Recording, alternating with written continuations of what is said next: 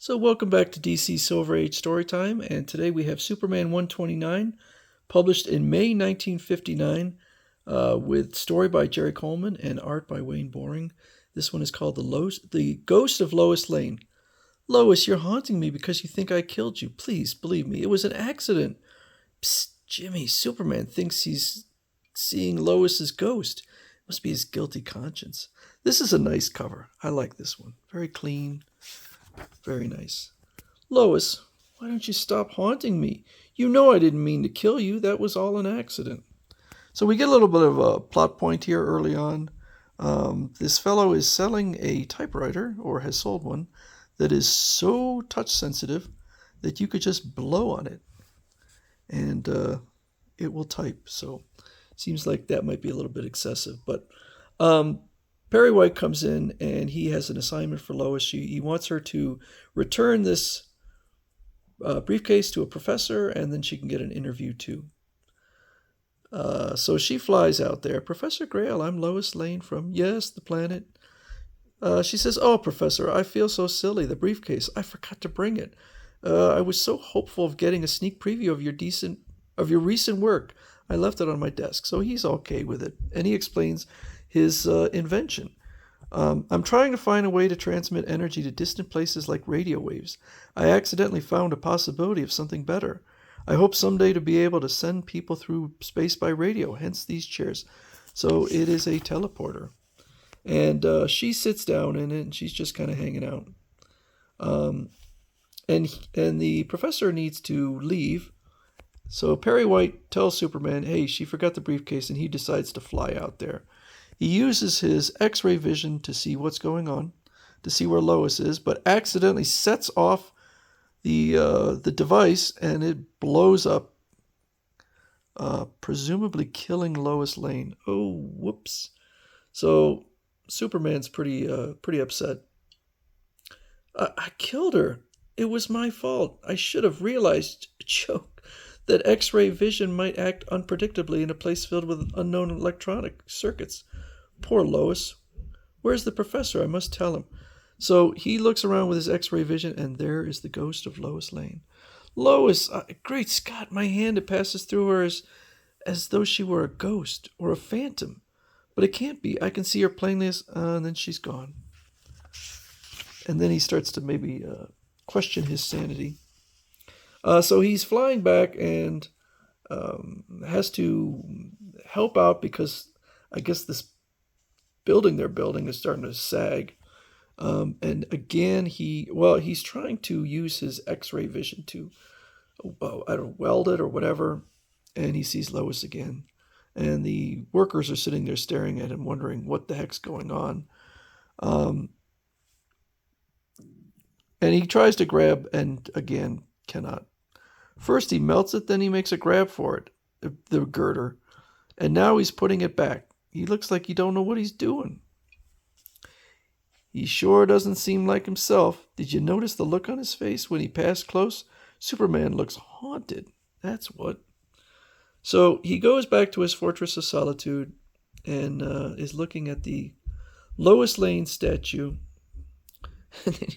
This is silly. The dummy's arms don't look right. Maybe the wire frame inside isn't strong enough. I'll examine it with my X-ray vision. Can't permit this lifelike image of Lois to collapse. And there is Lois again. Answer me. Why don't you answer instead of staring like that? Oh, no use. She's fading again. But I can't let this go on. There must be a way of getting rid of Ghost. I think I know how. So he flies off into space. Ends up using his X-ray vision again, and there she's back. Great Scott, she's there again. It's no use. I can't escape her unless wait, there may be a way. I should have thought of this before. When Lois was alive, she never knew I was Clark Kent. Maybe in the other world where she is haunting me, she still hasn't learned my secret identity. If I switch to Clark, maybe she won't be able to haunt me. So, Jimmy Olsen is using the new typewriter, and Clark sees that there's a loose wire in there and repairs it with his X-ray vision. And all of a sudden, there's uh, Lois Lane's ghost again. But nobody else sees her. You're sure you don't see anything? Obviously, they don't either. Either Lois Lane's ghost is haunting me alone, or it's just my guilty conscience. I guess nobody else at this point is aware that Lois is dead. So I don't know why he hasn't told anybody. Golly, Chief, look at my typewriter. So the typewriter starts typing itself. Am trapped in fourth dimension. Contact Superman to pull down left lever in Professor Grail's lab so that I can be released. Lois Lane. I wonder how she knows that. I wonder how she knows which lever to pull.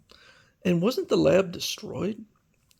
So I didn't kill Lois after all. My X-ray vision set off something in Grail's apparatus that transmitted her into the fourth dimension. What a relief. Now I'll speed to the island, pull the lever, and bring her back to this world. So she's in there, and now we get Lois Lane's point of view. She could see someone changing into Superman, but she can't see who. That blurred red and blue figure, it could only be Superman. He's flying towards the Warder's Island. Then my idea of working Jimmy's sensitive typewriter with the electric energy of thought must have... So the typewriter is so sensitive that she can use her thought to type it from the fourth dimension. Why, everything's clearing up. I'm out of the fourth dimension. Welcome back, Lois.